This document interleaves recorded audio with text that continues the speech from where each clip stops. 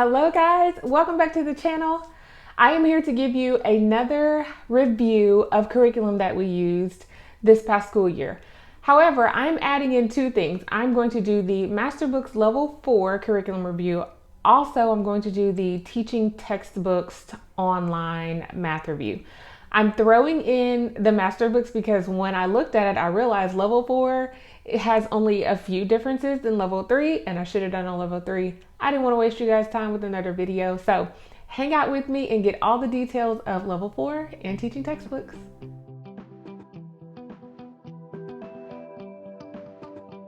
Alright guys, thank you so much for hitting play. I appreciate you being here. If this is your first time, welcome to the Life of Tillman's community and family. I am so happy to have you here. Don't forget to hit that subscribe button while you're here so that you will not miss any of the upcoming videos. For those of you who have been with us before, thank you for returning. I hope that this video is helpful to you.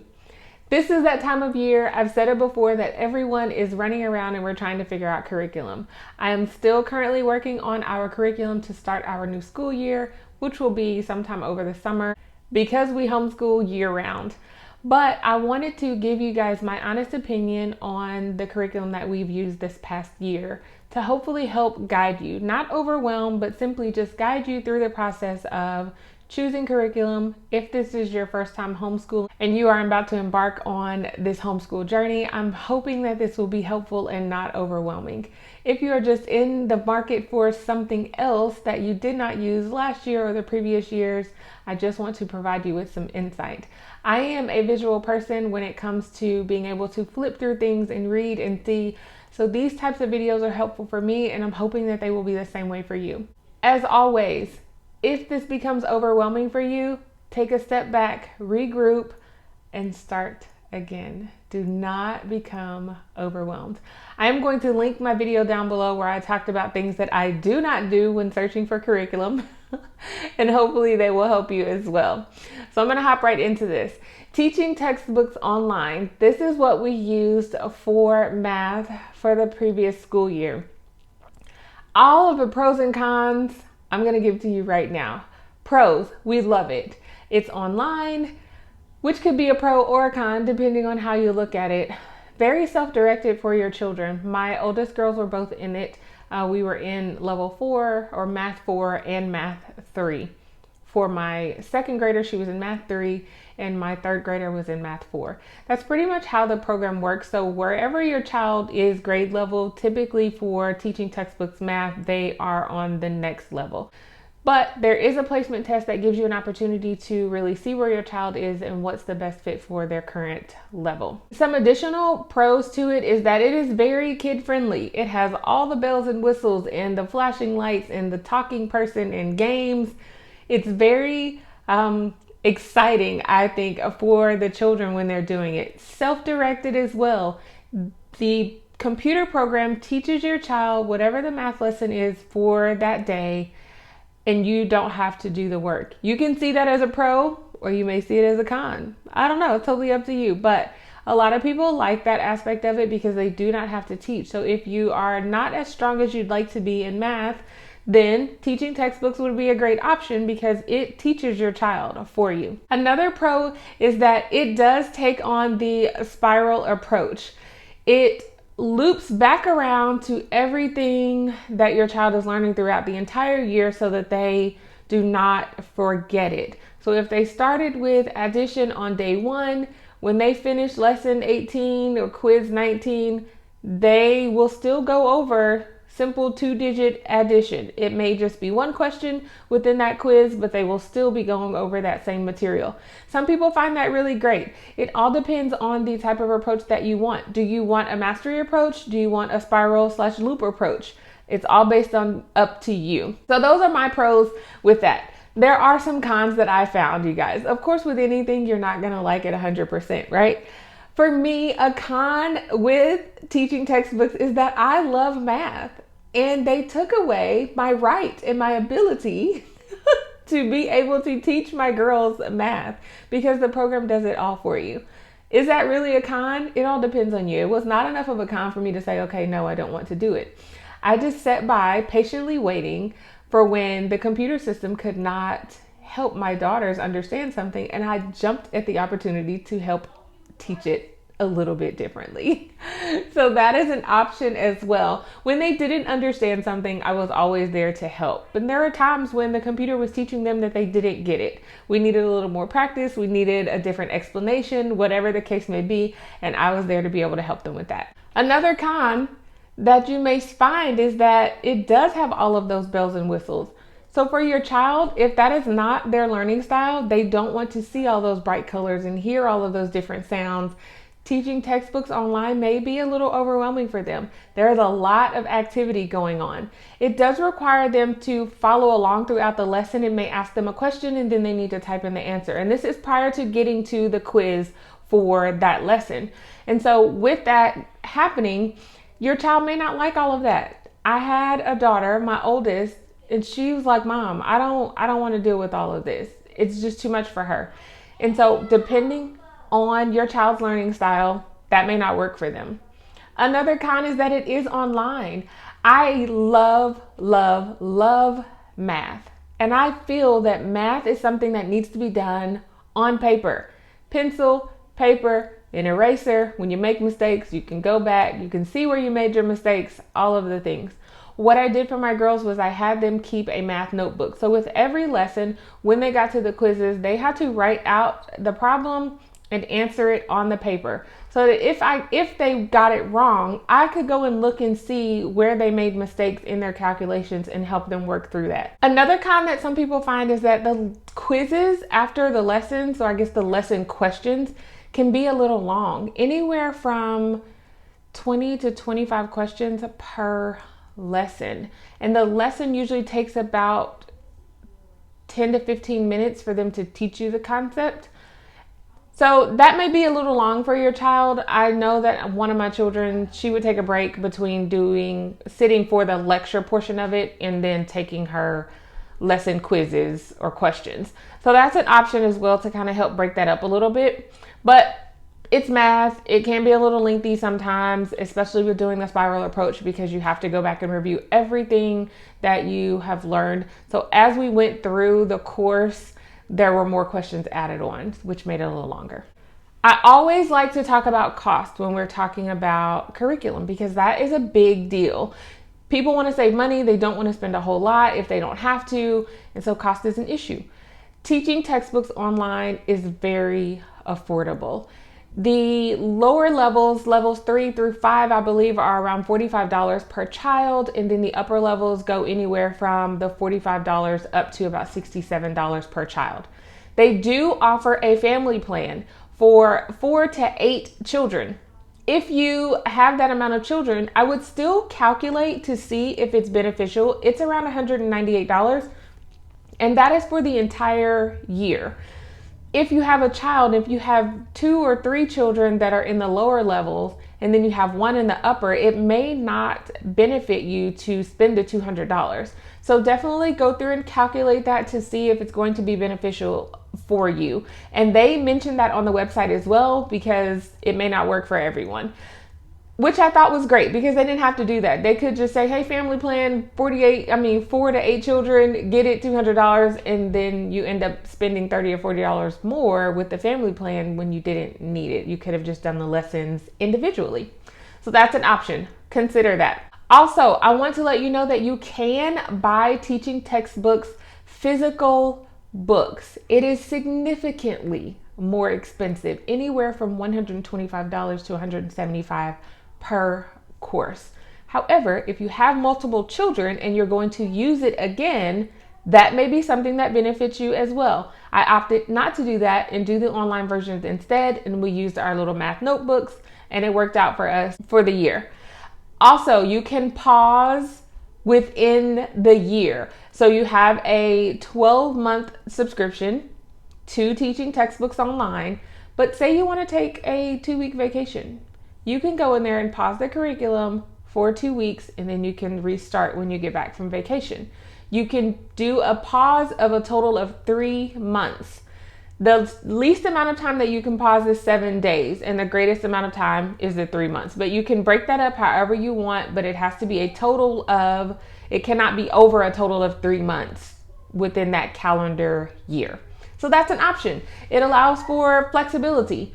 There are so many other things that you can change on here. I'm gonna flip the screen around and show you all some of the ways that the program works. I have it on my tablet. It is an app that you get on your tablet. You can also get it on your computer. So I'm gonna show you guys really quick. All right, guys, I am currently in my daughter's account. So you will see Brand Math 4.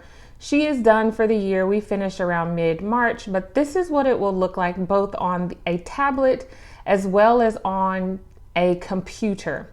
So you have all of these sections. You have the view book, work on a lesson, view your grade book, the sound settings here, sticker book, and a wallpaper book. We rarely bothered any of these here other than maybe to turn the sound off. That is an option. Like I said, it has all of the bells and whistles, so there's lots of sound that goes along with it. View your ebook. When you click in here, it's gonna say wait, loading everything up, and it gives you just a little tutorial. I had to reload this app on here, so it's basically sending me through the whole tutorial part of it. But here you are. These are your lessons. Table of contents, and it tells you what each lesson is going to be, the title, and it'll go all the way through. There are about 118 lessons or so, and then there are also quizzes. So 119 lessons for her and 17 quizzes. And so if I click on lesson 118, this is what it would look like. And this just gives you a table of contents. You cannot print from here, but it allows you to be able to go through and just see what is here. Click the back button and it will take you back to your home screen here. Viewing your grade book. Your child can do this as well, and they can see what they made. So here are all of her lessons for the entire year. And it also has her grade here. She's excellent at it. Course time left, 18 days. However, we've been done for a while. So we only have 18 days and this will expire for her. But you can view everything here, each problem, to see what they got wrong, or correct for that matter. Work on a lesson. This takes her back to lesson 1, but what you would do is you would click in and view the lesson, and then it will start to talk to you. Right now it's downloading the lesson. This is the app. Now they had it where you were doing online, and they recently changed over to the app and upgraded everything, and I don't mind it, it's not so bad. But now it's going through the lesson. I have the volume turned down on it. And so now it is going through the lesson. I hit the wrong button on there. But it's going through the lesson and it's talking to her. I have the volume turned down on it, but let me turn it up so you guys can. Okay, I turned the volume up. So now this is the interactive portion within it. So your child is not just sitting there the entire time, not doing anything. It does ask them to answer questions within the lesson. So obviously 7 plus 2. And here on a tablet, there is a box here where you can pull it open, the keyboard number pad, and then you would just put in your answer. There are some words that are used a lot when talking about addition. The answer to an addition problem is actually called the sum. So since the answer to 7 plus 2 is 9, we say that 9 is the sum of 7 and 2. So what's the sum of 5 and 3? So that is basically how the lessons go. Then you will get to the end of that lesson and it will have your quiz questions. Here are all of the questions. You go through 5 practice questions, and then within this lesson there are 22. It looks like 22 problems. That's typical for every lesson that you're going through. You can set it. So as you see, it's locked. You as the parent control, and I'll show you the parent section, but have the ability to set this where your child can only do 1 lesson per day, 2 lessons a day, or unlimited, and you can change that. So for them, if you only want your child to be able to do 1 lesson per day and stop, you can lock it, or you can just tell your child only do 1 lesson per day. Other than that, that is pretty much it. Wallpaper, you can go through and change backgrounds. Your child can do that. I was not a big fan of that because it just provided some play sometimes, but it's fine. They get to choose what their background looks like. That makes it a little more exciting for them. sticker book here, all the little stickers that they could possibly get within there. And this is like, if they get a problem right, what would it say? Or if they got it wrong, what type of sticker would pop up? And then here are your different sounds to play around with as well. I'm going to come out of this and show you the parent section of it.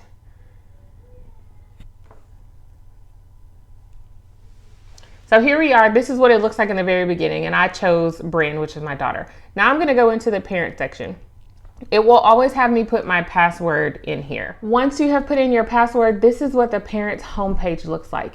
You can get into the gradebook, you can change student settings, view answer key and book, change parent and student password, or manage your courses. So go into the gradebook. It simply is going to show you what your child has been doing. The same view that your child gets in their gradebook. Here, where you change the student settings, this is where you would change how many lessons they get to do. Lessons per day, 1, 2, 3, or unlimited, and all of the other options, wallpapers and stickers, Wi-Fi and data. You can change your child's wallpaper and stickers. You don't have to. Let them choose their own stuff, but that is an option as well. Here is where you view the answer key and the ebook. If you go into ebook and hit enter, this is hard for me trying to video this and click on it at the same time. It's still walking me through this as if I've never done it, but table of contents, you can click here. When you click on the ebook, it gives you all of the lessons that your child would work on. This is lesson 1 for addition, and you would just scroll through. It shows you how to do the problems, and then it goes directly into practice problems, and then all of the answer problems here. I'm looking, but I do not see where there's an option for you to print. It used to be here, and I'm not seeing it. So I wonder if they took it away with the update. We typically did not print, so that wasn't an issue, but I know that before the update, we had an option to print, and I do not see that on here. All right, guys, that is it for teaching textbooks online. We loved it. I had one daughter who started out loving it, and toward the end, she was not a big fan. So if you want to know what math I will be using for the upcoming school year, you'll have to stick around. More curriculum videos and what we will be using will be coming up in the next couple of weeks. So my last review, which I told you guys I would talk to you about MasterBooks Level 4, my 3rd grader, not Level 4, Level 3, you guys. My 3rd grader used it this past school year. All of my pros and cons are still the same as they were with Level 2. I will link that video down below so that you can check it out. I just wanted to show you a few differences in the Level 2 and the Level 3 books that I enjoy. It's a really good step. Definitely more writing. In this book, she has to do more writing. She had to do paragraph writing as well as reading. They suggest that you grab this reading companion here. It is 101 favorite stories from the Bible.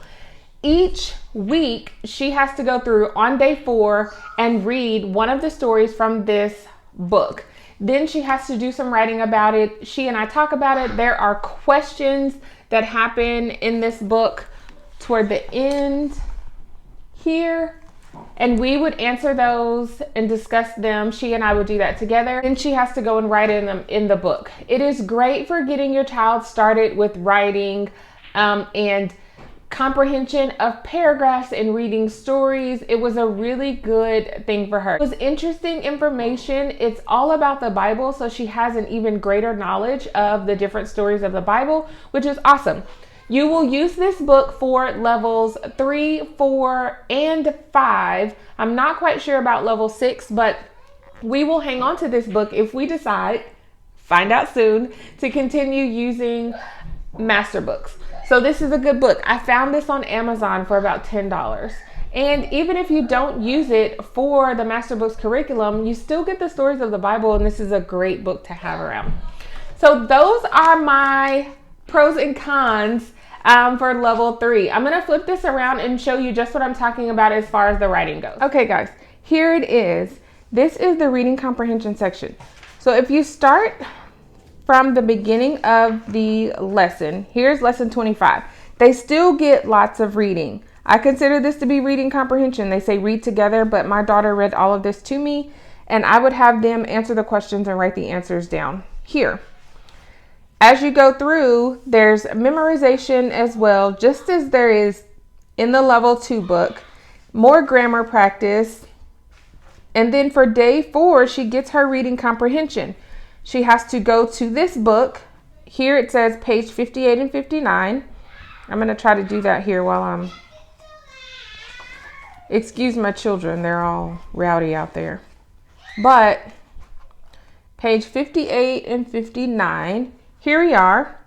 And she would read this lesson here and then go through and answer the questions. Now, I read the scripture to her. This is King James Version, but a lot of times I would read New Living Translation for her or the Message Version so that she could get a little bit clearer understanding of what the scripture was talking about. And then we would answer the questions. There were usually 3, sometimes 4 questions. She would then go over here and do copy work and memorization work of that scripture, and then she would have an option to draw a picture. Now, this is not my drawing child when it comes to this, so a lot of times she would skip drawing the picture, and I was fine with that. As long as she could interpret the picture, that was within the book.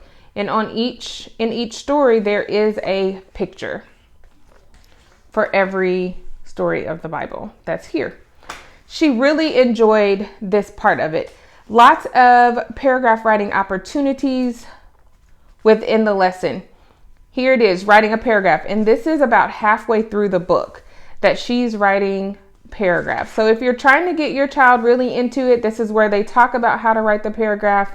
If you're trying to get your child into writing more paragraphs, this was a really great level to start with for her.